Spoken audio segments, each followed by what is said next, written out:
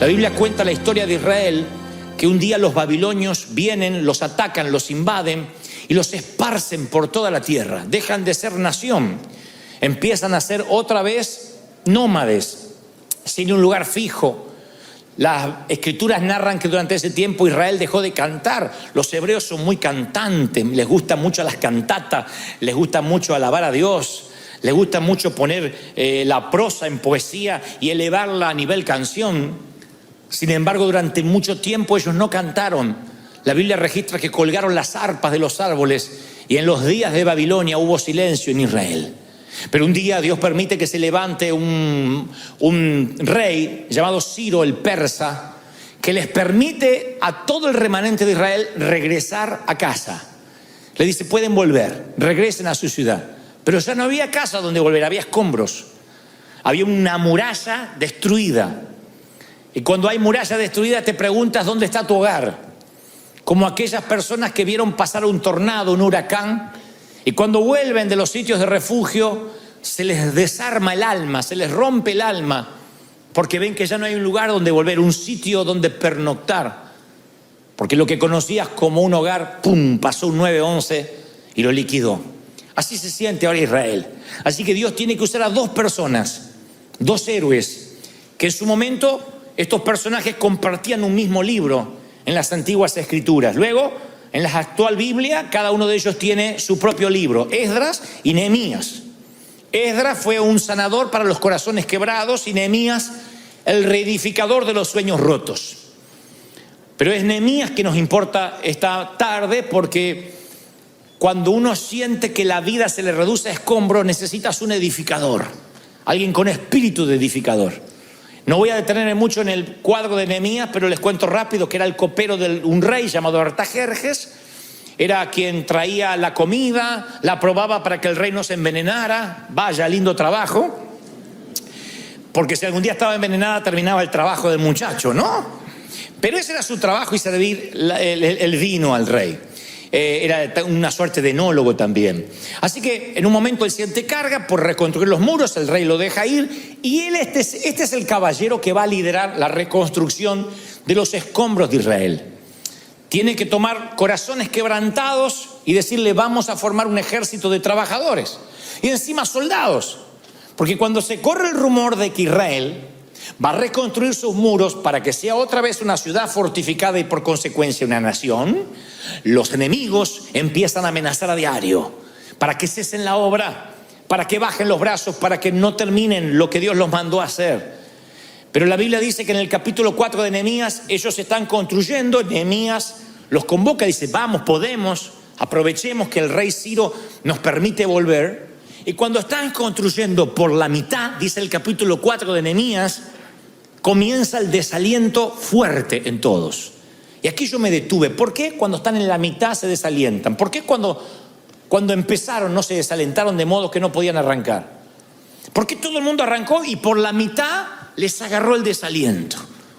Dicen los psicólogos que cuando llegamos a la mitad de algo es justamente cuando más la depresión viene sobre nuestras vidas.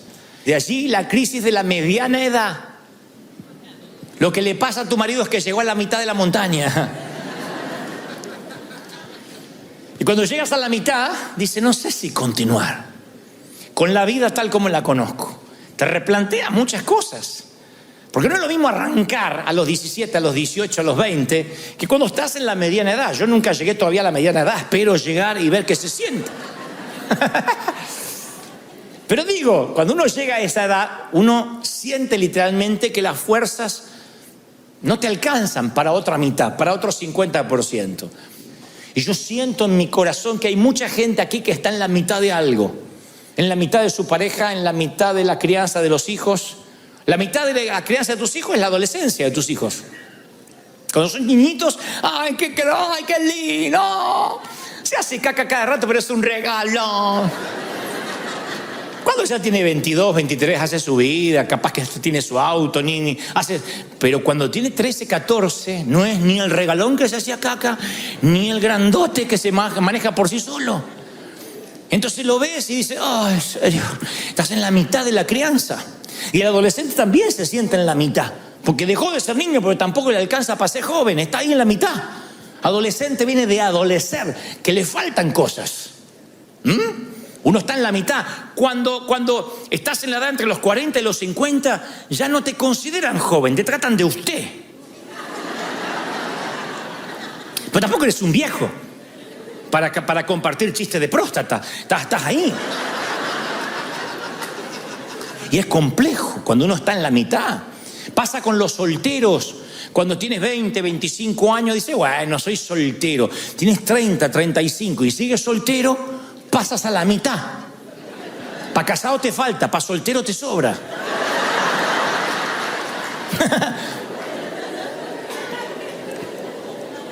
Israel llega a la mitad de la pared y tiene ganas de bajar los brazos.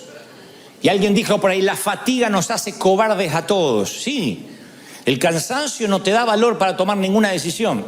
Cuando estás cansado no te dan ganas de tomar decisiones importantes. Y Nehemías 4:10 dice, la fuerza de los acarreadores se habían debilitado y el escombro era mucho.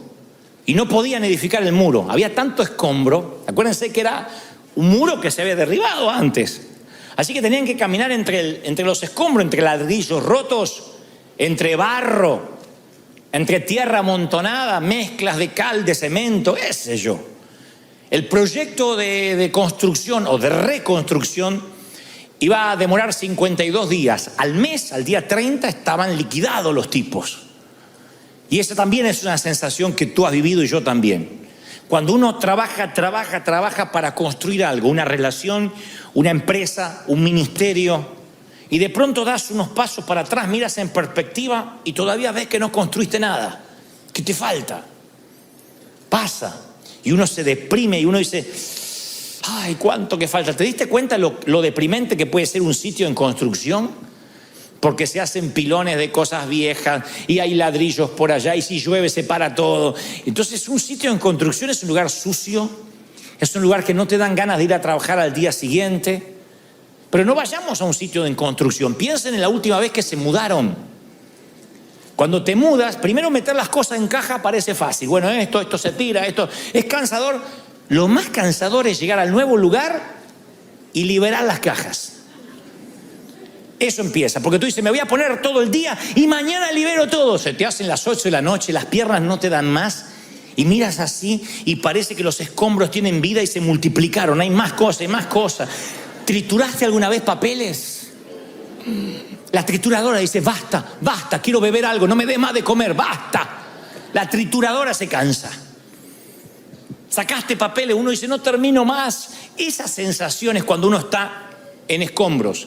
Lleven esta dinámica a la vida espiritual, a la vida emocional. Los escombros emocionales no te dejan pensar.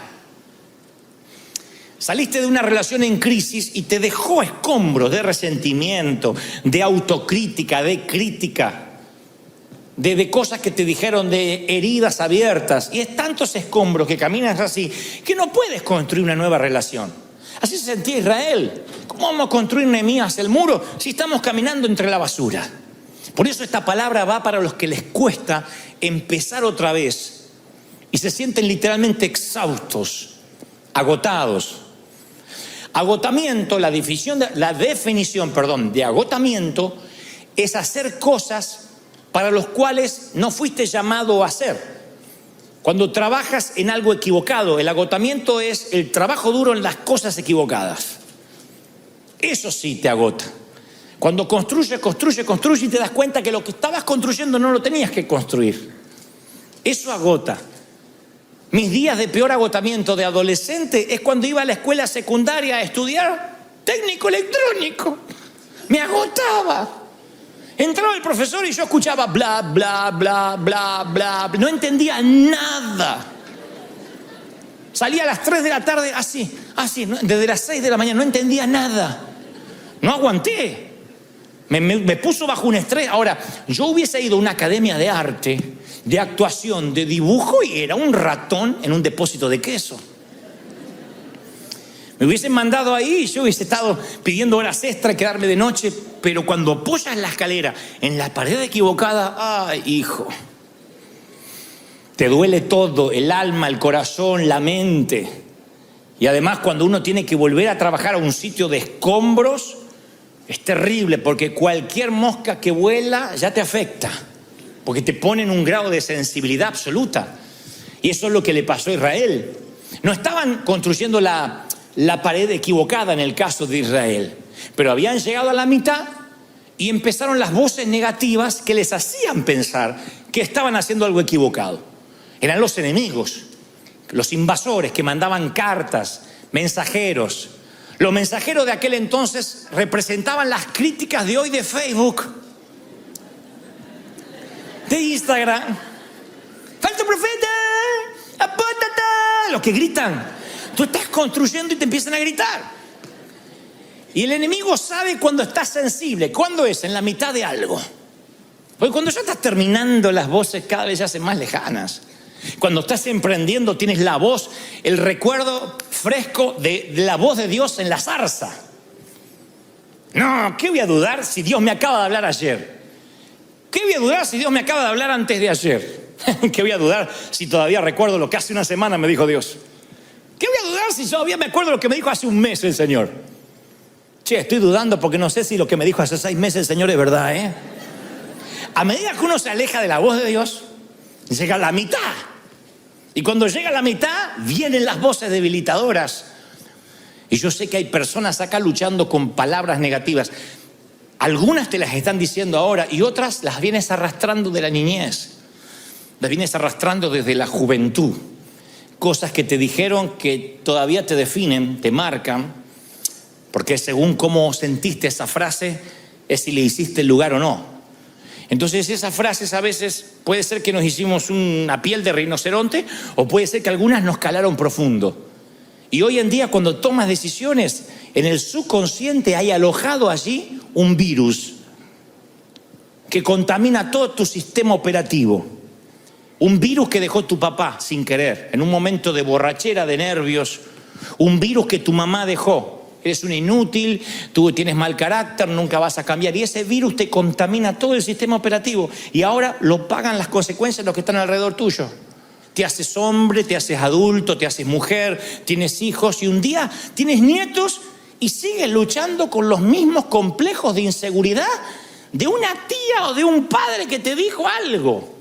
Entonces las voces negativas viajan a través del tiempo, viajan en nuestro sistema cerebral, se alojan en alguna parte y definen nuestro futuro si no las sabemos quitar de ahí, si no las sabemos eyectar, si no hacemos una limpieza de virus. Es decir, yo soy nueva criatura, tengo un nuevo formato, voy a reformatear la mente, voy a reformatear mi corazón y voy a empezar confiando en lo que Dios dice que yo soy. ¿Lo recibes, sí o no? Así que las voces negativas venían. Y Nehemías, cuando ve que el pueblo se le está desalentando, dice: pónganse a orar, oremos a Dios y vamos a edificar el muro. Nehemías 4:6. Y vamos a levantar la muralla, tengan ánimo. Y todo el pueblo tuvo ánimo para trabajar, porque la reacción inmediata a la adversidad siempre es abandonar. Nosotros nos juntamos en el barrio a jugar a la pelota. No éramos ninguno bueno jugando a la pelota, pero había uno que era peor que yo, el gordito, dueño de la pelota. Resulta que la mamá del gordito, que era una suerte de Kiko de la vecindad, le había comprado una pelota. Nosotros no teníamos para pelota. Y él tenía una pelota nueva. Regalarle una pelota al gordito era una locura, era como regalarle un manual de integridad a Peña Nieto. O sea, era... ¿Para qué quería la pelota? Pero él lograba juntar a todos, decía: tengo una pelota, y había que dejarlo jugar. Y si no le pasábamos la pelota al gordito, que pateaba para cualquier lado, era terrible. Se enojaba, agarraba la pelota y nos quedábamos sin fútbol. La premisa era: désela al gordito de tanto en tanto y no lo hagan enojar porque nos quedamos sin pelota. Y yo pienso que hay un montón de gente que depende de talentos, de cosas que Dios nos dio. Y nosotros, como el gordito de la pelota, en ocasiones nos quejamos, nos ponemos mal, abandonamos y nos llevamos la bendición con nosotros. Hay gente que es bendecida por algo que Dios nos dio y no nos damos cuenta. Somos catalizadores, somos canales de bendición para la gente. Sin embargo, cuando algo nos ofende, abandonamos.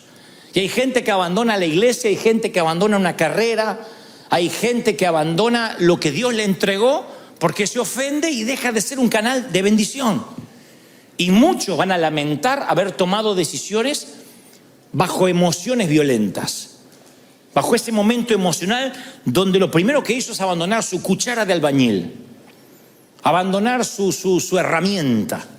Nehemías dijo: no, un ladrillo y otro ladrillo, hay que seguir y hay que seguir y hay que seguir. Y es terapéutico a veces trabajar para evitar la frustración. Hay que seguir trabajando. Si quieres una primera palabra esta tarde y dices: yo estoy deprimido, yo estoy triste, ¿qué tengo que hacer? Tengo una palabra: sigue poniendo otro ladrillo, no te entregues, sigue trabajando, continúa en esa compañía. El año no terminó. No solo el año no terminó, Dios no tocó la campana, no te bajes del cuadrilátero, sigue peleando. El próximo golpe puede ser que ganes por nocaut. El próximo golpe puede ser que te alces con el cinturón. ¿Lo crees? No te entregues. Un round más, vamos, sube otra vez. Aunque estés todo moreteado y la vida te esté golpeando de frente, tienes que seguir peleando. Nehemías dijo: vamos, vamos, sigan. Cobren ánimo, oren a Dios y sigan. Lo importante es poner lo más importante como lo más importante. Lo importante es decir: lo que Dios me mandó a hacer va a ocupar mi agenda. ¿Qué te mandó a hacer este año el Señor? Crear una compañía. Bueno, enfócate, no hagas dos cosas. División viene de dos visiones. Visión es una sola. Acuérdense, yo una vez les conté que los domadores de leones, ¿lo vieron ustedes en los circos que tienen una banqueta así? Los domadores de leones, ¿por qué no tienen una silla? ¿Por qué no tienen un palo? Porque los domadores de leones, cuando le muestran esto al león, el león lo que ve es eso, y entonces ve las cuatro patas. Y como ve las cuatro patas, no sabe dónde enfocar la mirada. Y se desenfoca y el león se paraliza. Pasa con cualquier bestia que va a atacar. Puedes probar con tu esposo algún día con una banqueta. Si sabía que iba a decir eso, sabían.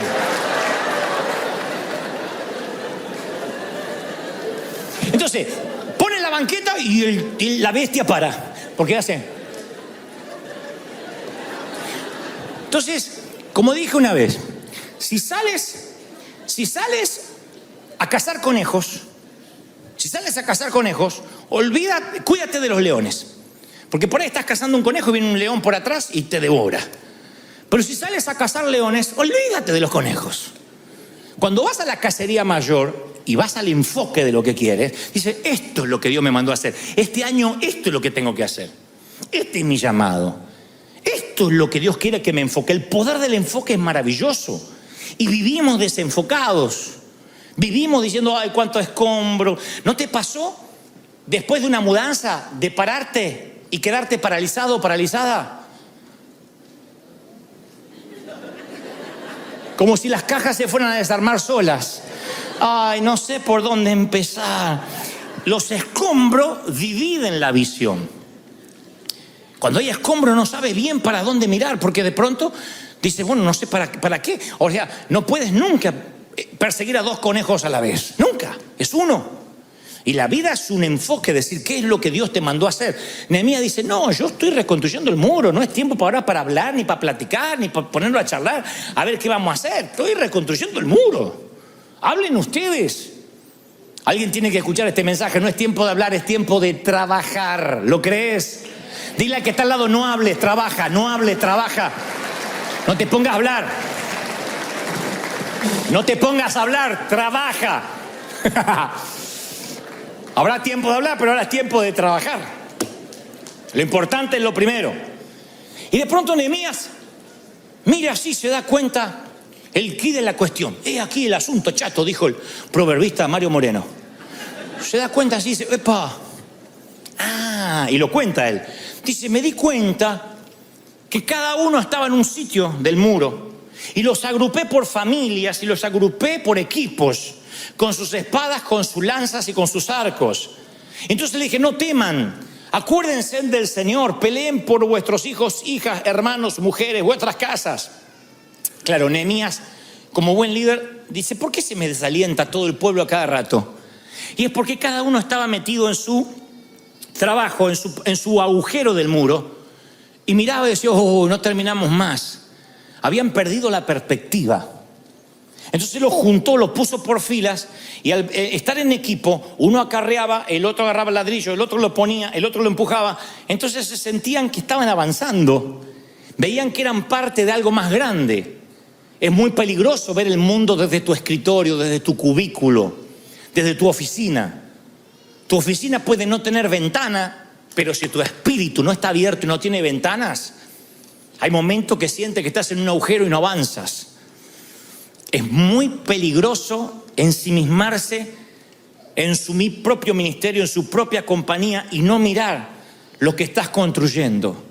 A lo mejor en tu vida te está pasando que dices, no estoy haciendo nada, no soy parte de nada. Yo te voy a decir que sí.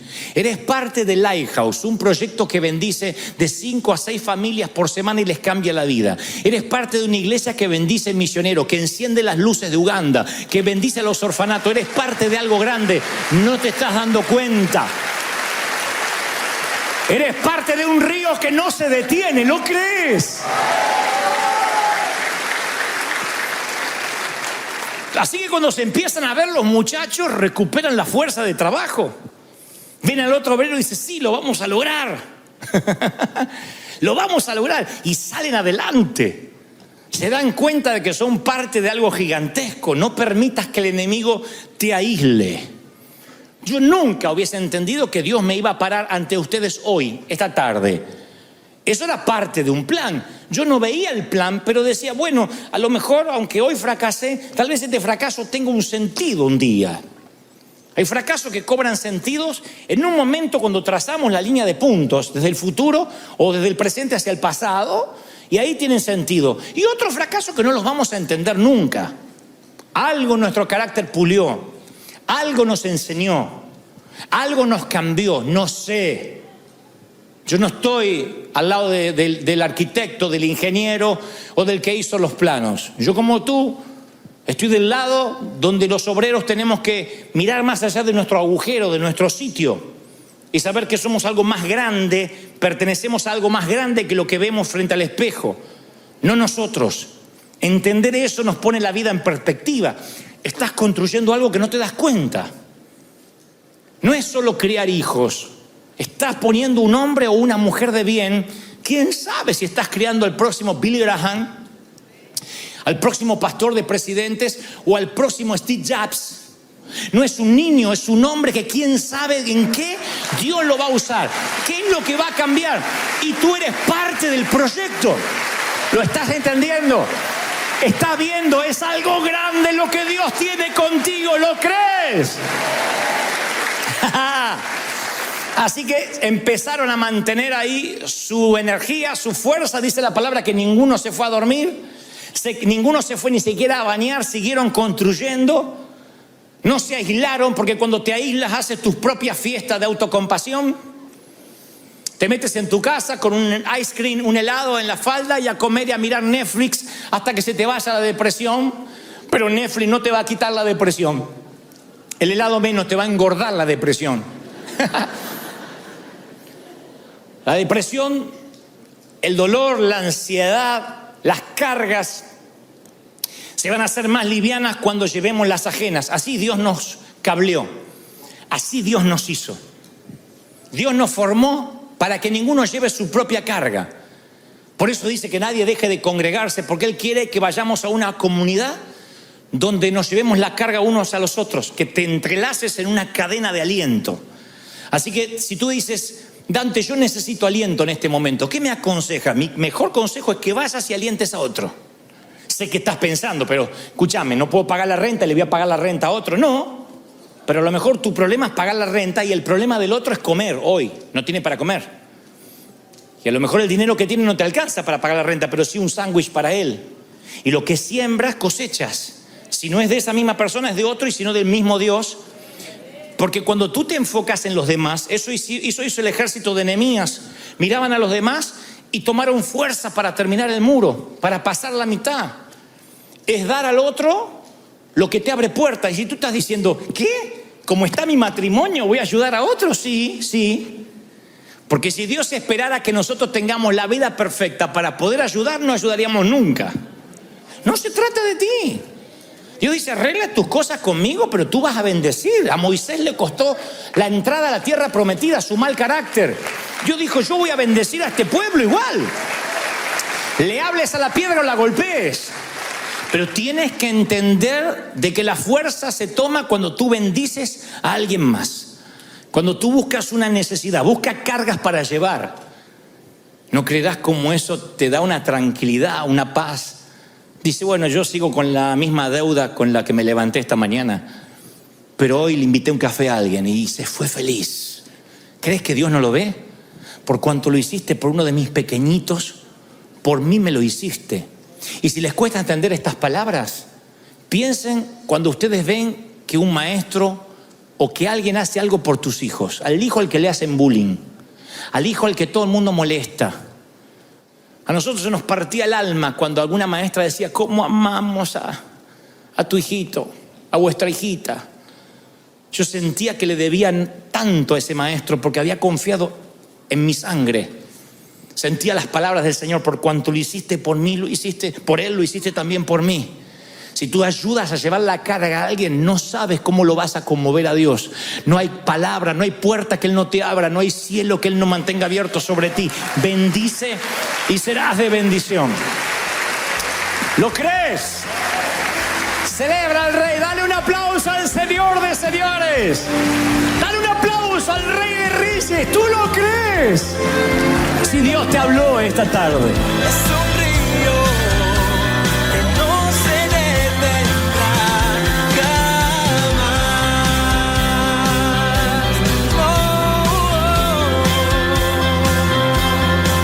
River Church es un río que no se detendrá jamás.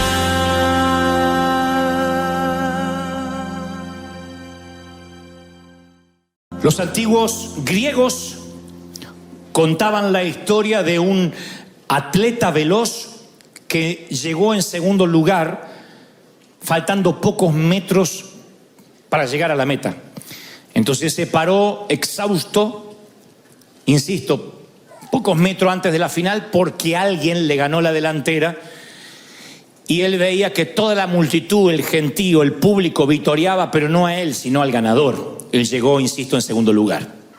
El ganador del segundo puesto tenía que quedarse allí mientras se entregaban la corona al primer ganador. Tenía que estar con los otros corredores mientras daban discursos de felicitación, obviamente, al ganador, en honor al victorioso, y él no se podía ir, tenía que oírlos. Como si esto fuese poco, tuvo que atravesar la ciudad de regreso a su casa, escuchando en labios de todos el nombre del ganador. Al día siguiente, los periódicos en letra de molde tenían obviamente el nombre del ganador, pero eso no fue lo importante, sino que le hicieron una estatua en su honor en la plaza principal, en honor, claro, del ganador. Así que, con tal mala fortuna que el que llegó en segundo lugar justo vivía cerca de la plaza. Y cada vez que salía se topaba con la figura de aquel que le había ganado la meta por pocos metros. Así que empezó a verse a sí mismo como un perdedor, pensando por qué no fui yo el que merecí los vítores, los discursos y obviamente la estatua, ¿no es cierto? El monumento. Así que el resentimiento, dicen los griegos, se le instaló en su alma y en su corazón, de modo que no lo dejaba dormir, pensando lo cerca que pudo haber estado de ser él el galardonado. Cuando el sueño le era esquivo, cuando no podía dormir y el insomnio venía para quedarse, el caballero se levantaba por las noches e iba hasta la plaza con un pequeño cincel y raspaba la piedra de la base. No hacía nada con eso, no lograba destruir el monumento, pero sentía que si cuando el cincel pasaba por la base, de algún modo estaba erosionando el honor que le habían dado a su contrincante. Noche tras noche iba con el cincel y trataba de erosionar la base. La historia dice que una noche, después de mucho tiempo, raspó un poco de más la piedra y la figura maciza del atleta se derrumbó y cayó hacia adelante con tal mala fortuna que lo aplastó. ¡Pac! Y la figura del atleta, la imagen del atleta aplastó al hombre que trataba de cincelar su base. Murió aplastado justamente por la imagen del hombre que despreciaba. Alguien dirá que el hombre con el cincel murió en ese instante, aplastado, pero no fue cierto. El hombre empezó a morir mucho antes. El peso del resentimiento lo destruyó día a día, pensamiento tras pensamiento, suspiro tras suspiro, hasta transformar su alma de campeón orgulloso en un cincelador barato, o lo que es peor, en aquel que raspa la buena fortuna de otro. Los griegos acuñaron esta historia para reflejar lo que el resentimiento puede ocasionar. ¿Qué es el resentimiento? Es el enojo que se mantiene y se multiplica con el tiempo. Enojarnos podemos enojar todos. La ira no deja de ser un sentimiento noble. De otro modo, las Escrituras no dirían: airaos, pero no pequéis, que la ira no te lleve a pecar. Pero el enojo, vaya, que es noble, porque el enojo, como la risa, como la alegría, como la felicidad, como el llanto, permiten catalizar emociones. Uno puede enojarse contra el pecado, puede enojarse con el diablo, puede enojarse contra la corrupción, contra los delitos de lesa humanidad, puede enojarse contra los politiqueros baratos cuando vemos que las cosas se hacen mal, o te puede enojar la desobediencia. El hecho que el Señor también dice: no se ponga el sol sobre tu enojo. O sea que el enojo puede que sea una emoción pasajera. Nos enojamos en el tránsito, nos enojamos en una sala de espera, nos enojamos cuando nos cargan la gasolina incorrecta o cuando la cargamos incorrectamente, nos enojamos cuando no nos alcanza el dinero, nos enojamos cuando la suegra dice que se quedará unos días más. Pero si ese enojo permanece, puede que se multiplique y entonces se transforme en resentimiento. Cuando es un resentimiento no notamos que está, puesto que no es un sentimiento que sale a flote, sino que se oculta debajo de la superficie y es imposible encontrarlo con algún detector, ni de metales, ni de oro, ni mucho menos un detector de pecado. Navega en las profundidades de nuestra vida sin que nos demos cuenta. Entonces uno puede aparentar que está en paz, pero hay una furia de ira que está en el interior, que no se puede notar de manera fácil. Puede que demos la impresión de una figura serena, pero empieza a crecer ese sentimiento horrible, porque ahí está, escondido, reprimido, abriendo sus fauces subterráneas de veneno, que tarde o temprano va a infectar al resto de las relaciones. Infecta.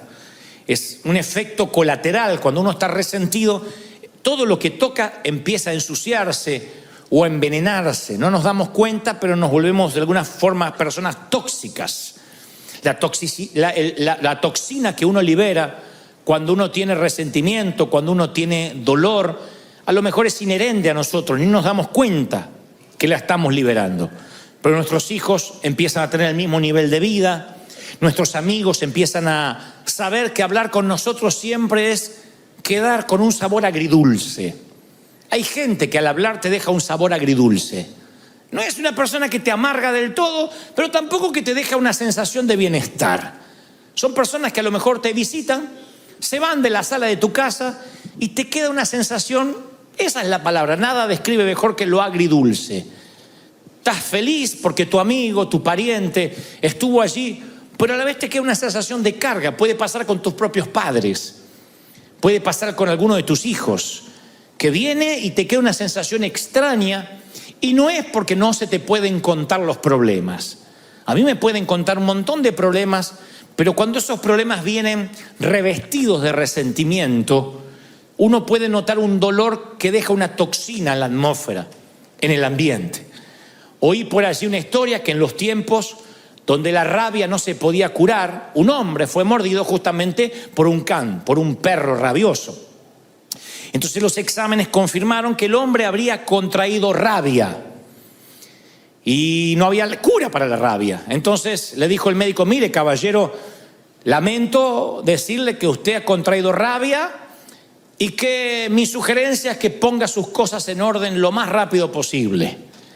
El hombre dice, no me puede desahuciar de manera tal. Y el médico dice, lo siento, pero tampoco sería una falacia que le dijera que se va a curar. Así que por favor ponga sus cosas en orden. Y el hombre de manera inmediata pide un bolígrafo y un papel y empieza a escribir frenéticamente. El médico, suponiendo que el paciente necesita su espacio, lo deja. Al rato regresa y dice, me agrada que empezó a escribir porque veo que empezó a trabajar en su testamento. Y el caballero dice, no, es la lista de personas que tengo planeado morder antes de morir.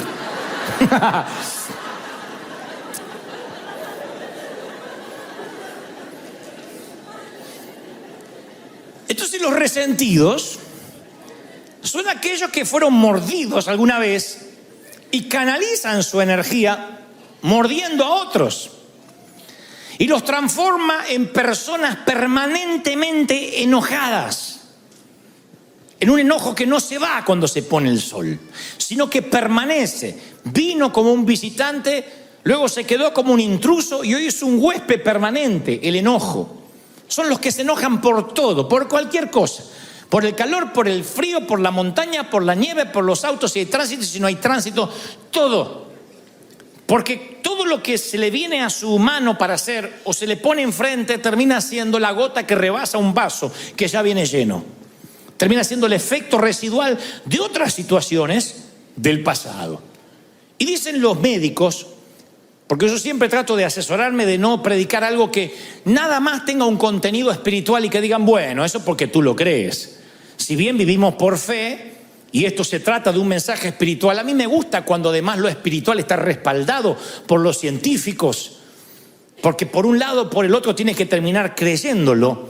Así que yo me pongo a ver por qué gente vive profundamente enojada y qué significa eso en su físico. Y entonces hablan de que cuando alguien vive con un enojo permanente, graba profundas líneas en sus rostros, que no son las arrugas de un buen vivir, son líneas de ceño fruncido.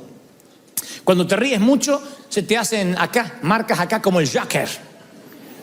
Cuando te enojas mucho, se te hacen un montón de líneas acá. Y la trompa te sale como pato, como Lucas. Cuando te enojas. Y entonces dicen, las personas que estudian estos comportamientos, el resentimiento hace que los rasgos se endurezcan. ¿Saben lo que son rasgos duros? Endurecer los rasgos no es necesariamente lo que ocurre con el correr del tiempo. Eventualmente todos envejecemos. El tema es cómo uno envejece. Los rasgos blandos son los rasgos que tiene un niño. Cuando uno conserva los rasgos blandos, aunque tenga 50, 60, 80 años, tiene una cara de paz, una cara angelada, una cara donde el resentimiento no hizo un habitáculo. Cuando los rasgos se endurecen, son esas personas que aunque tengan 25 años, tú no sabes por qué. Sí tiene 25, pero aparenta tener 50. Porque sus rasgos se endurecieron, su ceño se frunció. Y eso tiene que ver con la manera en que el cuerpo cataliza el resentimiento, la falta de perdón. Por otra parte, dicen los médicos que la falta de perdón o el resentimiento encorva los hombros, encorva la postura corporal cambia porque uno lleva un peso espiritual. Ellos le dicen un peso anímico, pero es un peso espiritual. De manera que uno se encorva, en vez de estar paradito derecho, uno tiende a encorvarse. Van a ver que la gente resentida cada vez se hace más chiquita. Cuando yo doy estos síntomas, o los muestro, lo primero que se nos viene a la cabeza es, ¿quién quiere tener un estilo de vida así? ¿Quién quiere vivir encorvado, con los rasgos duros, con el ceño fruncido? Nadie. ¿Quién elegiría vivir ese estilo de vida? Nadie. Sin embargo, el resentimiento entra a veces sin nuestro consentimiento y después nos acostumbramos a vivir con él.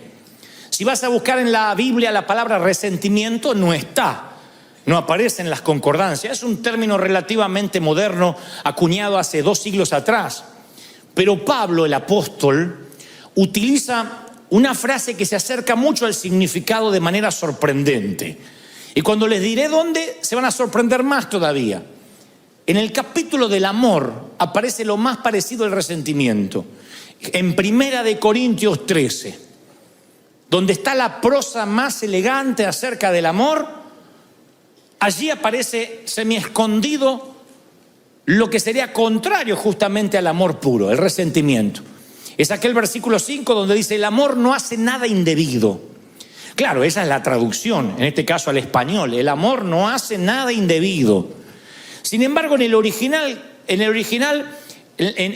griego, en el hebreo también tiene un significado, pero en griego me gusta más porque se asemeja a lo que realmente es la amargura o el resentimiento. El original dice logizomai, Logizomai, logizomai. Entonces dice, el amor no es logizomai. Y uno diría, ¿qué es eso? ¿Qué no es logizomai? Bueno, es una palabra de los contadores públicos certificados de la época. En el primer siglo, cuando la gente tenía una deuda que no podía pagar y se transformaba en un moroso constante, no iba a collection, ni le llegaban cartas de desalojo. Había contadores que anotaban su deuda en lo que se llamaba un libro mayor de contaduría. Y esa deuda era escrita en tinta, con una pluma.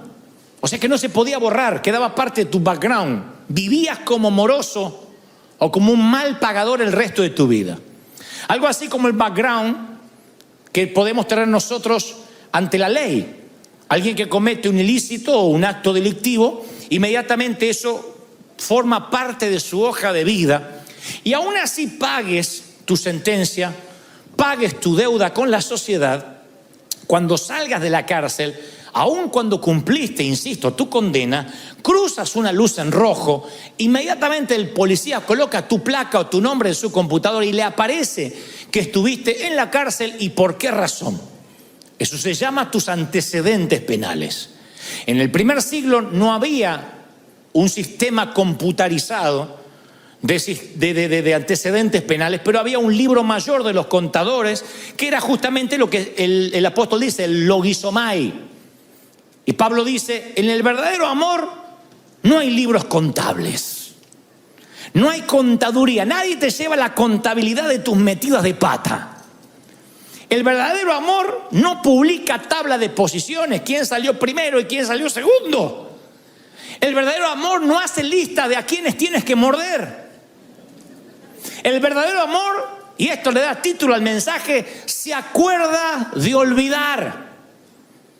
El verdadero amor te dice, acuérdate de olvidar. No lleves libros contables de lo que te hicieron, cómo te hicieron, cuándo te lo hicieron. Porque el verdadero amor no lleva contabilidad. Eso es cuando se traduce en el verdadero amor, no hace nada indebido. Dios se olvidó y se olvidó de que se olvidó. Y te dice, acuérdate de olvidar. David, el hombre conforme al corazón de Dios, que en los asuntos del corazón era el, ¿qué puedo decir? El Pablo Cortázar de la época. Era Gabriel García Márquez. Con el mayor respeto que me merece David, no lo estoy comparando con estos autores, pero digo, el escritor del amor por excelencia. Sus salmos podrían componer millones de canciones hasta la fecha.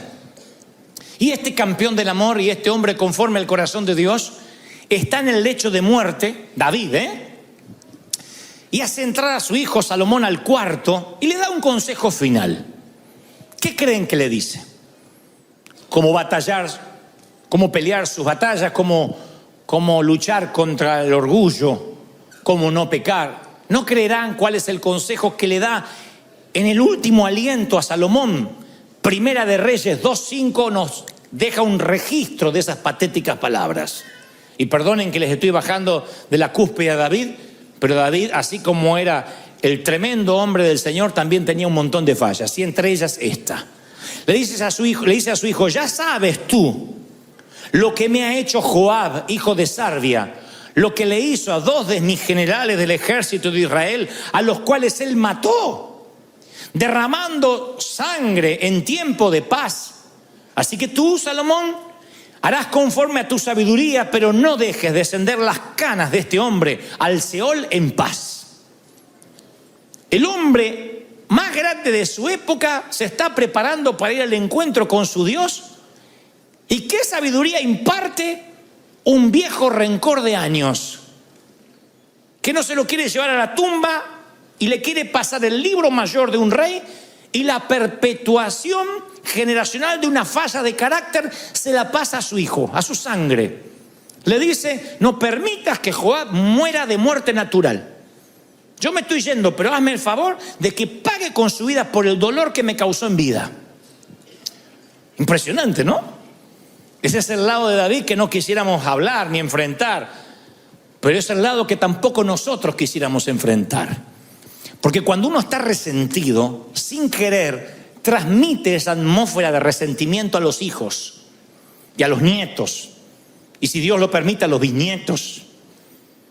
Los hijos son los mudos testigos que nos ven cómo hablamos con resentimiento, ya no solo de hombres de Dios, cómo hablamos de resentimiento de nuestros padres, de cómo me criaron, la forma que ya no lo contamos como una experiencia didáctica, sino con dolor. Y ellos heredan. Recuérdense que más que heredan, son impartidos por esa maldición. Recuerden que la herencia es lo que uno le deja a alguien, pero la impartición es lo que uno deja en alguien. Y esa impartición que le damos a los hijos a diario puede ser bendición o maldición. Cuando estén ante una disyuntiva de la vida, nuestros hijos van a decir: ¿cómo hacía el viejo en mi lugar? ¿Qué hacía mamá ante una situación igual? Y si mamá reaccionaba llena de dolor, de resentimiento, esa hija va a ser otra resentida. Va a tratar al esposo como vio que la madre trataba a su padre. El hijo va a tratar a su mujer como vio que su padre trataba a su madre y viceversa. Es una cosa que empieza a repetirse de generación en generación. Es el poder del entorno. Yo puedo reprender maldiciones generacionales y decir: se corta aquí aquello de que si los padres comieron las uvas agrias, los hijos no heredarán la dentera. Lo creo. Yo no creo que porque tuviste un abuelo borracho o un papá divorciado vas a seguir el patrón generacional, vas a tomar la posta generacional. Yo creo que no. Dios hace todas las cosas nuevas, pero no puedo cambiar el poder del entorno. El entorno es lo que se respira en tu familia, lo que se habla. Si en tu casa, por mucho, no creo que porque tu abuelo era alcohólico vas a ser alcohólico y tus hijos lo van a hacer, pero si en tu casa cualquier festejo amerita tomarse un tequila, y si estás triste te tomas un tequila, y si estás alegre te tomas un tequila, y para que la Santa Cena no te caiga mal te tomas un tequila, y si pierde las Chivas te tomas un tequila, y si gana la América te ganas un tequila.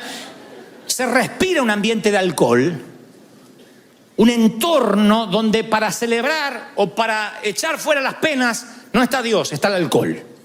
Yo no puedo ir contra, no hay anacondia que te libere del poder del entorno. El resentimiento es igual. Cuando en las mesas familiares se empieza a hablar de todo mundo, cuando los hijos aprenden que después del servicio la comida es para hablar de todo lo que estuvo mal y qué hizo el ujier y por qué lo hizo el otro y por qué la otra se cortó el pelo y fíjate la que se puso y aquella que está fajada y la otra que se piensa que aquella gorda que le creció el trasero. Cuando todo eso lo hablas en la mesa, ese entorno genera críticos, genera gente que detesta la hipocresía, pero también detesta la iglesia. Lo generas. Es lo que David explícitamente hace con Salomón. Véngame. Quiero que vayas y le hagas tener una muerte indigna a Joab, porque yo me quiero ir tranquilo de que me vas a pagar. No me dan la fuerza para continuar con el resentimiento, así que te lo voy a heredar, te lo voy a impartir. Y el resentimiento es una criatura horrible, deformada, distorsiona la realidad. Nos mantiene encadenados al pasado. Junta un montón de ayeres y te perderás un montón de mañanas. ¿Quién quiere estar encadenado al pasado? Y yo soy muy cuidadoso cuando hablo de resentimiento y de perdón, porque estuve mucho de ese lado. Y escuché a muchos predicadores decir: tienes que perdonar, perdona si tienes el corazón del Señor. Y a veces las historias son tan retorcidas. A veces lo que le ha pasado a la gente es tan doloroso que hasta gritar desde aquí, perdona y se acabó, suena una subestimación a lo que te pasó. Como diciendo, ¿qué importa que te violaron sistemáticamente desde los 9 hasta los 15 años?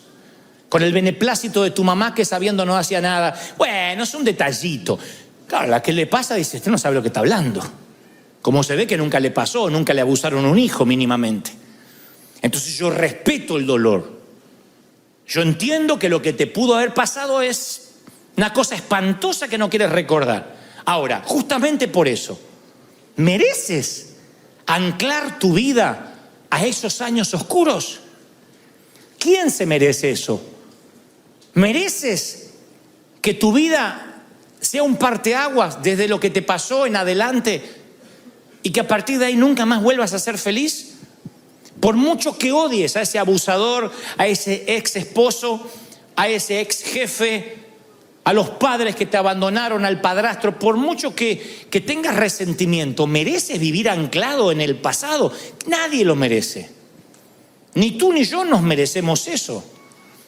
Porque tarde o temprano, ojalá la amargura quedara en nosotros, pero tarde o temprano la empezamos a impartir sin darnos cuenta. La amargura y el resentimiento se describen a través de muchas palabras ilustrativas, pero la más perdurable es la que encontramos en Hebreos 12:15. El escritor a los hebreos dice, mirad, no sea que alguno deje de alcanzar la gracia de Dios. Pregunto lo que pregunté esta mañana. ¿Habrá alguien aquí que ose decir que no necesita el perdón de Dios hoy? ¿Habrá alguien que diga, no, es que yo vivo puro? La verdad es que no sé ni para qué murió Cristo por mí, porque yo soy tan santo e impoluto. ¿Habrá alguien que diga, yo no peco, hoy no pequé, mis pensamientos son puros? Yo creo que todos necesitamos un regaderazo de gracia, a diario. Todos, nos incluye a todo mundo. Y fíjense qué peligroso lo que escribe el escritor a los hebreos, que dice, no sea que alguno no alcance la gracia. No sea que alguno no sea perdonado. Y uno dice, a ver, ¿qué va a decir? ¿Qué es lo que no tiene perdón? Bueno, dormirse en un sermón de Dante podría no tener perdón.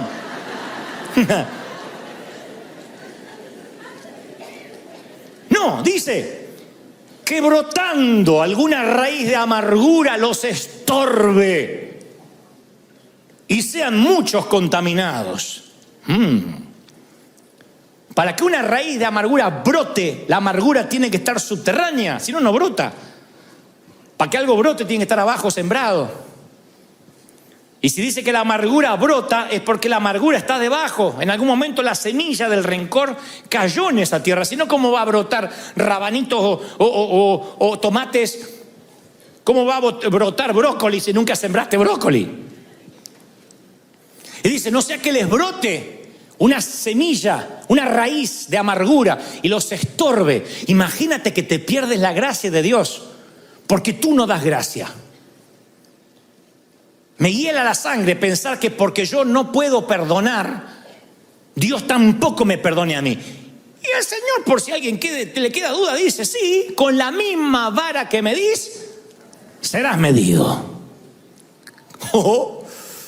Con la misma vara. Es bíblico. Los que piden justicia para el otro y misericordia para sí. No, si pides justicia para el otro, tú no quieres justicia para ti. No te agradará que Dios te opere y te mire con justicia. Tú no quieres justicia. Yo no quiero justicia. Jamás le diría al Señor, haz justicia conmigo, porque desaparezco. Yo necesito misericordia. Y Dios dice, ok, dala. Lo que siembras cosechas. Da gracia, recibes gracia. Y dice el escritor de los hebreos, te va a estorbar y van a ser muchos contaminados. Sí. El resentimiento contra tu ex cónyuge va a empañar tus relaciones, se va a extender a tus hijos y lo peor, como esto asfixia todo lo que toca, va a arruinar tu relación con Dios. ¿Qué vale? ¿Qué amargura vale la relación con Dios? Que sientas un cielo de bronce, que Dios no te oiga porque tú no puedes perdonar. E insisto, no subestimo tu dolor. Yo te entiendo. Ahí cada uno de acá tiene una historia triste para contar. Cada uno podría hacernos llorar si le diéramos un micrófono y 10, 15 minutos para que nos cuente la peor versión, la noche más oscura de su alma. Todos podemos hacer llorar al resto porque no hay acá nadie que haya nacido y ha sido criado en un lecho de rosas. Así que insisto, no subestimo tu dolor. Lo que digo, no merece la pena que tú te pierdas la gracia de Dios por ese rencor, por ese cáncer. El doctor Don Colbert, que es un médico cristiano, él describe un ejemplo específico de eso. Él suele escribir sobre estas cosas y cómo el cuerpo interpreta las emociones tóxicas como el resentimiento, la amargura y la falta de perdón. Él dice que cuando la falta de perdón es constante, el estrés del cuerpo aumenta y el sistema inmune del ser humano se pone en sobremarcha, o sea, se altera. ¿Qué es el sistema inmune? Lo que ataca las bacterias, lo que ataca los hongos, los virus del cuerpo. Pero cuando el sistema inmune está bajo mucho estrés, todo tu cuerpo está bajo mucho estrés, empieza a atacar las células sanas, lo cual produce enfermedades de autoinmunes inflamatorias, artritis, lupus. Y entonces él cuenta una mujer de mediana edad que llega toda medio encorvada con la esperanza de encontrar alivio a un leve dolor que ella le asignaba a la artritis. Y Colbert le dice, mire, le voy a prescribir un antiinflamatorio y luego la voy a enviar a hacer un análisis de sangre a ver si es algo más grave. Efectivamente era más grave, tenía artritis reumatoidea. O sea, una artritis que empieza a avanzar sin piedad y termina por deformarle todo el cuerpo. Obviamente la remitieron a un reumatólogo para un tratamiento, pero el médico no se quedó ahí. Dice, es raro que una mujer tan joven sufra de esto, ni siquiera hay antecedentes en su código genético. Así que la envía a llamar de vuelta y le dice, ¿qué le preocupa? Si había alguna situación estresante, además de lo que le estaba aconteciendo en sus huesos. Y ella dice, mire, yo no termino de salir de un divorcio muy doloroso. Don Colbert lo relata así, dice, cuando mencionó el nombre del ex marido, el semblante tierno cambió dramáticamente, fue Hulk. Su rostro se retorció en un gruñido y con profunda voz baja, casi susurrante, le dijo, odio a mi marido, a mi ex, y le deseo la muerte. Le decía el doctor, no desee eso a nadie. Oh, sí, pero no quiero que tenga la fortuna de morir de un infarto o de un accidente o que pierda la conciencia con un derrame cerebral. Yo quiero que quede cuadripléjico y que lo sienta. Quiero que sufra una muerte lenta y dolorosa por lo que me ha hecho sufrir. Y luego le contó una historia que tampoco vamos a subestimar. El hombre le hizo unas cuantas canalladas, pero Colbert diría, nunca había visto a una paciente joven con tanto resentimiento. Y tenía muchas razones para estar amargada, pero las razones no generan amargura ni generan enfermedad. Lo que generan la amargura y la enfermedad es la actitud con la que asignes esas razones, la actitud con la que reacciones a esas razones. La actitud, la manera en que tú te paras ante lo que te hicieron, te termina enfermando. Es como tomarte el veneno y esperar que se muera el otro. Te termina enfermando. Arriesgamos no solamente nuestra salud espiritual, sino también la física. Es peor que la metástasis, que el cáncer, que la leucemia, porque el cáncer prevenido a tiempo o diagnosticado a tiempo, hay muchas posibilidades de curarse. No así sucede con el resentimiento y la amargura que echa raíces profundas. La metástasis de la falta de perdón echa raíces tan a raudales, se extiende a raudales y echa raíces tan hondas que no nos damos cuenta hasta que brota la raíz de amargura, hasta que brota la semilla, y ahí te arruina la relación con Dios y con los que te rodean. Empieza a tener el resentimiento vida propia, empieza a nutrirse de tu energía, de tu unción. Acuérdense que todos tenemos cierta dosis de energía para cada día. Y esa energía bien administrada, llegas con mucha energía a la cama, al final del día, cansado, exhausto, pero hiciste un montón de cosas. Si estás con resentimiento, yo te aseguro, te levantas a las 7, a las 6, 11 de la mañana no te da mal cuerpo. A las 11 de la mañana se te parte la cabeza, lo que sueñas es, te arrastras todo el día hasta llegar a la cama. Si lo ves semanalmente, el lunes empiezas con energía, el martes ya no tienes más y no sabes ni cómo llegaste el viernes. ¿Qué te drena esa energía? Los problemas. Problemas tenemos todos. No eres ni el primero ni el último que puede tener un problema matrimonial, problema con los hijos, problema con falta de dinero. Bienvenido a la vida real. El tema es la actitud que tomes ante los problemas. No significa que los ignores, significa de que no se te hagan raíces de amargura. Enójate y deja ir el enojo antes que se ponga el sol. Porque hay un momento que tú tienes la amargura y hay otro momento que la amargura te tiene a ti. Ya no es algo que tienes, es algo que te tiene a ti. Y ese es un costo emocional que tú no puedes pagar. Tú tienes cierto presupuesto emocional que se te asignó, no lo dilapides. Se te da un presupuesto y no está en tu presupuesto ofenderte. Porque es un gasto que te deja en rojo. No gastes en ofenderte. Porque te roba lo mejor que tiene. No está en tu presupuesto emocional el poder ofenderte. Y tú dices, bueno, ¿y cómo hago para extirpar esto? Bueno, yo te voy a dar la solución, por lo menos lo que el Señor me decía ayer cuando me mostraba que los iba a traer y que tenía que darles este mensaje. Número 1, quiero que pienses, porque yo lo he hecho muchas veces, ¿por qué guardamos resentimiento? Los médicos creen que el resentimiento le da a las personas un sentido de superioridad sobre aquellos a quienes odian. Porque seguir pensando en el error que el otro te hizo te hace sentir un poco superior. Como decía el Señor de aquel que oraba y se golpeaba el pecho y decía, Señor, qué bueno que no soy como estos. Te da un espíritu de superioridad, ridícula, mentirosa, pero es un espíritu de superioridad. Es una manera insana de ubicarse un poco más alto en la jerarquía de la cadena alimenticia humana. Bueno, sí, está bien, me hizo eso malo, pero yo soy bueno. Yo soy bueno, no le guardo rencor. Y no sale la boca. El resentimiento te ubica en el asiento del juez y te da un martillo y produce un placer neurótico y un orgullo espiritual. Te cuento lo que me hizo. Siéntate, te voy a contar desde el principio. Cuando te cuente lo vas a querer matar igual que yo.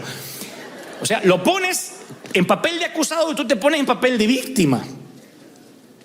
En muchacho o muchacha de la película. Entonces yo siempre invito a pensar, a ver, ¿por qué le tienes resentimiento? Y generalmente las personas con estima dañada son las más propensas a resentirse.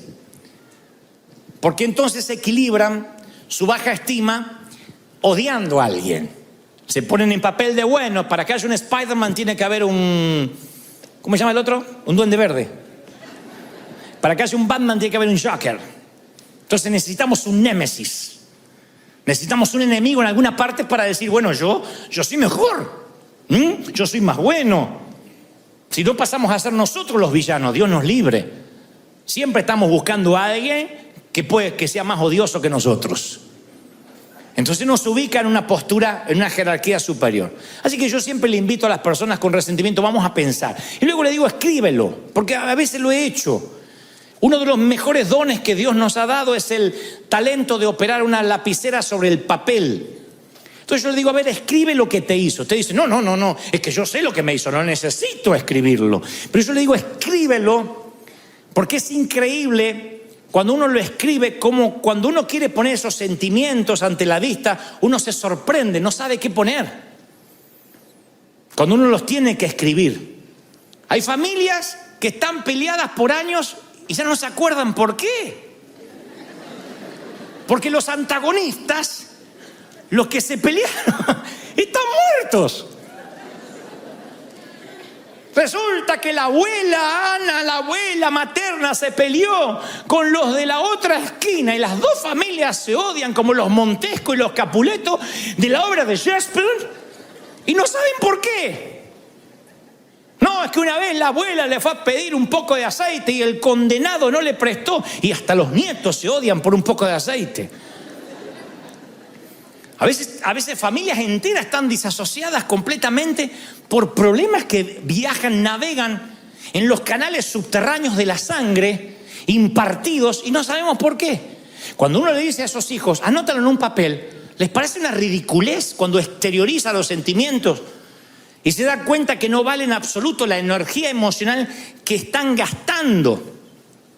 Cuando uno los escribe son sentimientos vagos, amorfos, que dices, bueno, a ver, es que, porque hay cosas graves, un abuso, una violación, una infidelidad, pero después hay lo que yo llamo sensaciones. Yo decía en el servicio anterior que en esta iglesia los líderes, los pastores, a la hora de aconsejar siempre decimos, no me hables de sensaciones. Yo estoy harto, me crié en una iglesia donde todo era sensaciones. Pedían una entrevista pastoral, es que siento que no me aman. Siento que cuando entro dejan de hablar lo que están hablando, así que siento como que hablan de mí. Entonces uno dice, bueno, a ver, ¿tienes pruebas? Bueno, no, pruebas como pruebas no, pero siento. A veces viene gente y dice, yo siento que tal matrimonio está mal. Lo siento cuando los veo, lo siento y lo siento. ¿Y qué estuviste en la habitación? ¿Te contaron? No, pero siento. El otro día vi detalles, cosas que siento y me preocupan. Imagínense si la iglesia multitudinaria se manejara por sensaciones.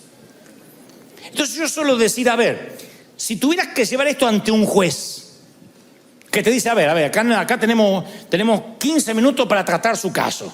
No me venga con sensaciones, véngame con pruebas, con testigos. ¿Qué pasó? Ah, bueno, no, pero yo vi que movía los labios y parecía que dijo mi nombre. Sensaciones. La mayoría de los resentimientos vienen por sensaciones. Por cosas que no tienen asidero. Entonces cuando uno las escribe se da cuenta, no tengo pruebas, me estoy preocupando sin asidero, sin tener de qué.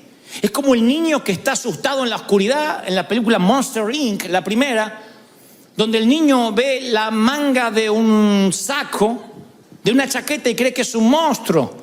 Cuando enciende la luz el padre se da cuenta que es una chaqueta. Y lo mismo pasa cuando traes tu amargura de la oscuridad hacia la luz. A ver, ¿por qué estoy amargado? Te das cuenta que son tonterías, son sensaciones. Hay remordimientos de años porque alguien te dijo no a una invitación a cenar. No le invito nunca más en la perra vida.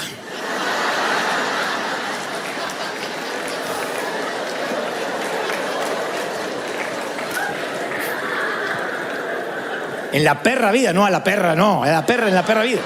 No le invito más. ¡Se acabó! Me cerré.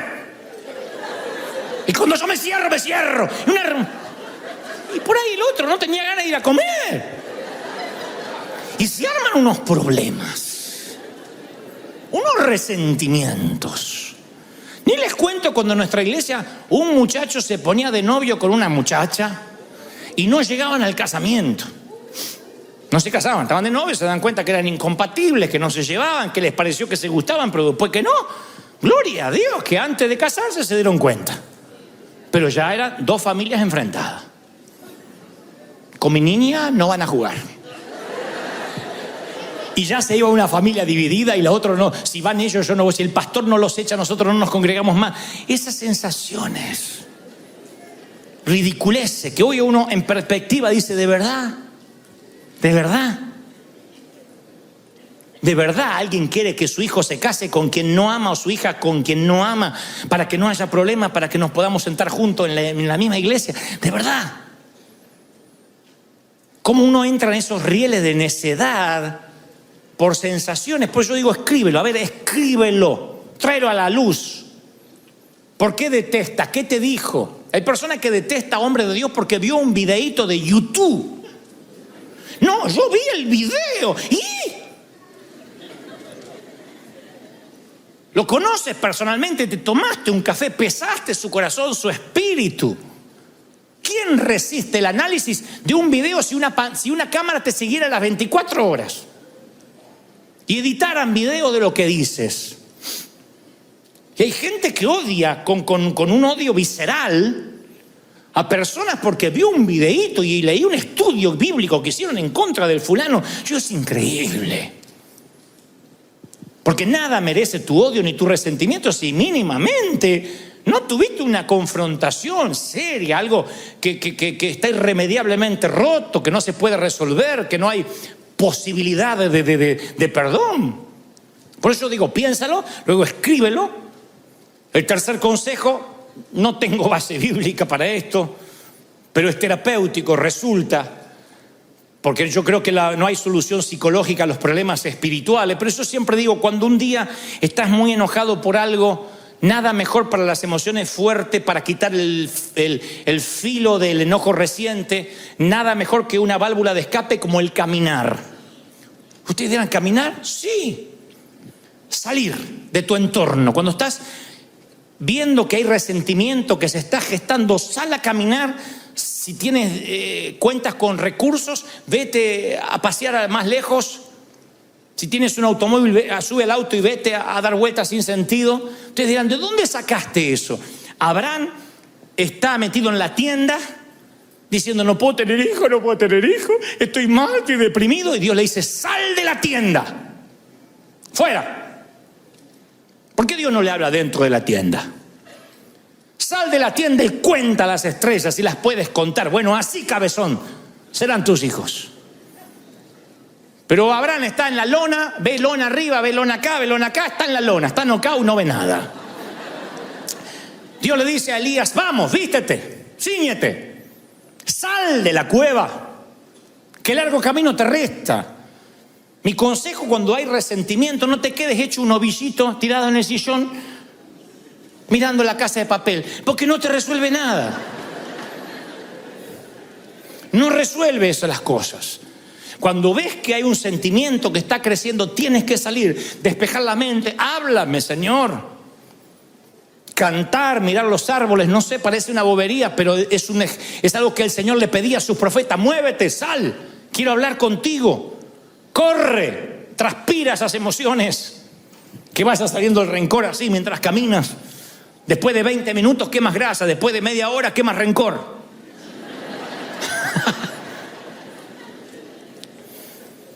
Y luego háblalo. No importa qué tesis hayas escrito, cuántas hojas te llevó a escribir el rencor, el Señor no se duerme, el Señor no se aburre. Ve y háblalo con el Señor. Si estás furioso, si tienes remordimiento, cualquier emoción tráele a Dios. De igual modo, es imposible escondérselas ante Él. ¿De dónde sacamos esa tontería que hay que higienizarse antes de presentarse ante el Señor? ¿De dónde sacamos la bobería que no me puedo presentar al Señor sin antes pedirle perdón? Ve y dile, así soy. Soy el hijo pródigo y vengo y huelo a marrano, huelo a puerco. Si vienes del chiquero, ¿a qué vas a oler? ¿A perfume francés? Señor, aquí estoy, oliendo a puerco. Recuerden que el abrazo que el padre le da al hijo pródigo se lo da cuando todavía huele a puerco, después lo manda a bañar. No dijo, primero te bañas, no te acercas a Satana. No le dijo eso, le dio un abrazo con olor a puerco y después lo mandó a bañar. El Señor te va a limpiar, pero te va a dar un abrazo como estés. Entonces ve ante Él y dile, Señor, aquí estoy oliendo a chiquero, a estiércol de resentimiento. ¿Me ayudas o me ayudas? Porque soy tu hijo y tú me dijiste que vas a ser fiel y me vas a ayudar. ¿Lo crees? 2 misioneros atravesaban las junglas de Birmania. Un misionero nativo y uno que era novato. Y de pronto se meten en un lago hasta el cuello, un lago muy sucio. Y cuando salen del otro lado, uno de ellos, el novato, estaba repleto de sanguijuelas. Esos gusanos que se pegan y se meten en la piel. Tenía todo el torso, los brazos, las piernas, y se las empezó a arrancar. Y le dice el misionero, no. Si usted se las arranca repentinamente, parte del gusano, del insecto, va a quedar allí y se le va a infectar. Y si, ¿qué puedo hacer? Desesperado, imagínense, lleno de sanguijuela. Dice, usted tiene que ir rápido a la aldea conmigo y meterse en un baño de bálsamo, en un baño de aceite. Y allí las sanguijuelas rápido quitan sus garfios y usted va a quedar libre. El resentimiento es una sanguijuela que se mete en tu corazón y no puedes tironear. Tiene garfios en tu vida. Por eso necesitas sumergirte en el bálsamo de la gracia de Dios. Decirle, Señor, mira, estoy lleno de sanguijuelas. Te tiras así, le Señor, me ayuda para ser libre, para ser sano. Y cuando la gracia, cuando el aceite te perdona, entonces tú puedes perdonar. Pero si nunca te dejas perdonar, tú vas a operar bajo la ley estricta del libro mayor. Vas a ser un contador, un contable. Me hizo este, aquel, me ofendió, la está apoyando a esa loca, y vas anotando. Por último yo digo, déjalo ir. Acuérdate de olvidar. Diga conmigo, me acuerdo de olvidar. Entonces, sé un olvidadizo generoso, minucioso. No seamos una rata guardadora, acumuladora. Uno se vuelve literalmente, quiero que la frase se nos pegue, porque a mí me duele cuando me dicen, no seas una rata acumuladora.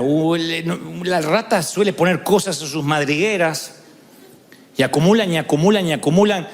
Y uno tiene que aprender a desechar, a no guardar, a tener una amnesia selectiva. A decir, me voy a acordar de olvidarme. Una amnesia selectiva. A ver esto, al trash, a la basura. A ver esto, como cuando limpiamos el escritorio de la computadora, como cuando limpiamos el celular, cuando sacamos las cookies de sitios donde navegamos que nos ocupan espacio y nos quitan gigas de memoria. Decir, a ver esto, lo que me hicieron en 1982, ya está. El partido que Argentina le ganó a México ya está. Yo sé que es una amargura difícil de las sanguijuelas muy arraigada, pero ya está. Hay que dejarlo ir. No podemos estar sumando lo que nos pasó, más lo del 94, más lo del 2002, más lo del 2003. Hay que tener una amnesia selectiva y decir, yo es un presupuesto que no estoy dispuesto a pagar. Porque si estás enojado con alguien, lo cargas en tu espalda. Si te enojas conmigo, me llevas en la espalda toda la semana. Y si a la vez te enojas con tu suegra, vamos los dos. No me hagas eso. Es tu suegra, no la mía. No me pongas en tu espalda con ella. Viaja liviano y disfrutarás del viaje, porque aparte es la única manera de viajar que tenemos. Se supone que esta es la marca registrada de los hijos de Dios, que pagamos bien por mal. Que bendecimos a los que nos maldicen. Se supone que esa es la manera, no hay otra. Miren, yo les voy a regalar esta historia. Antes de culminar, se la regalé en el primer servicio también a los que estuvieron temprano. La palabra dice que el verdadero amor echa fuera el temor, pero también echa fuera muchas otras cosas. Entre las cosas que echa es el resentimiento, lo echa fuera. Pero yo alguna vez oí una historia en que el amor y el resentimiento compartieron un cuarto en una sala de hospital. En la sala de hospital había dos caballeros enfermos, uno de los riñones y otro de los pulmones. Debido a la condición de ambos, no podían tener un televisor, puesto que habían prescripto paz absoluta para la pronta recuperación de los dos. Entonces, en la habitación había una cama de un caballero que daba a la puerta interna del hospital y otra cama que daba al ventanal, a una ventana. Ambos estaban postrados. Uno de ellos, quien sufría de los pulmones, se daba el lujo, promediando 1 o 2 de la tarde, de sentarse en la cama, erguirse un poco y mirar por el ventanal. ¿Qué ves?, le decía quien estaba al lado de la puerta. Y el que estaba al lado del ventanal le empezaba a contar cosas como, bueno, son las 2 de la tarde y veo a la pareja de siempre que llegan al banco de la plaza. No me digas que esto da a una plaza. Oh, sí, una plaza maravillosa donde hay una banca que se presta para los enamorados y enfrente un lago con cisnes. No sabía que había cisnes por esta zona. No los hay. Pero cuando hay un lago tan acogedor, los cisnes hacen un sitio permanente para ellos. Y patos. ¿Qué más? Deberías ver los niños que llegan promediando las 3:15 de la tarde cuando salen de su colegio y empiezan a corretear. Y también las vecinas que cuentan los chismes del día. Algunas señoras son muy bonitas, por cierto. Y cuéntame más. Y cada día, quien miraba a la ventana le contaba a quien estaba del lado de la puerta el mundo que se abría detrás de las cortinas. Pero una semillita de enojo entró en el que estaba del lado de la puerta, porque en cierto momento pensó, luego de varios días, ¿y por qué no me tocó a mí del lado de la ventana? ¿Y por qué tengo que imaginarme con ojos imaginarios, valga la redundancia, lo que él ve con ojos reales? Y anidó ese enojo mucho más allá de cuando se puso el sol, de manera que subterráneamente le quedó una semilla de amargura que, como todo cáncer, empezó a crecer. Con el pasar de las semanas ya ni quería escuchar al amigo que le relataba lo que había por las ventanas, porque maldecía que él no había gozado la suerte de estar él contemplando aquello que se veía detrás de las cortinas. Su enojo hizo que tuviera un bajón anímico y los médicos notan de que sorprendentemente empieza a empeorar, que sus niveles de toxinas crecen, su glucosa empieza a variar. No entienden tal desmejoría, pero está tan amargado porque no puede ver por la ventana que empieza a ponerse grave. Pero lo que sucede después es más sorprendente. Una de las noches, el compañero que suele estar del lado de la ventana tose sin parar, se ahoga, llegan los paramédicos, lo llevan a cuidados intensivos y nunca más vuelve. Falleció. No resistió seguramente a un virus intrahospitalario.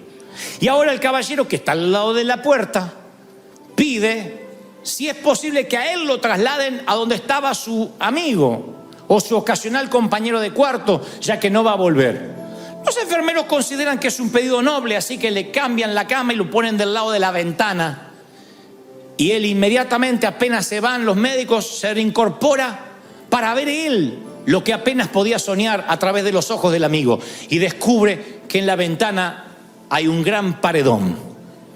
No hay plaza, ni mucho menos cisnes, ni arroyos, ni parejas dándose arrumacos, ni niños correteando.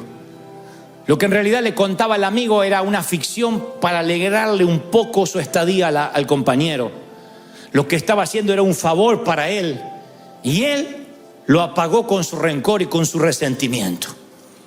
Nunca olvido la historia, porque nos enseña que lo mejor de esta vida suele ser gratis y no hay razón para estar resentido. Las mejores cosas todavía no te las han cobrado: el respirar, el vivir, el contemplar. Y a veces, por mirar la estatua de alguien más, en lugar de ser un campeón y volver a competir, nos volvemos en un cincelador barato. Nos transformamos en simplemente el que raspa la fortuna ajena. Y no vale la pena. La vida es demasiado hermosa, demasiado bonita, haya tocado lo que nos haya tocado, para que el rencor nos quite la felicidad. Vamos, dale un aplauso al Señor, al Rey de Reyes. ¿Lo crees? Ponte de pie, ponte de pie.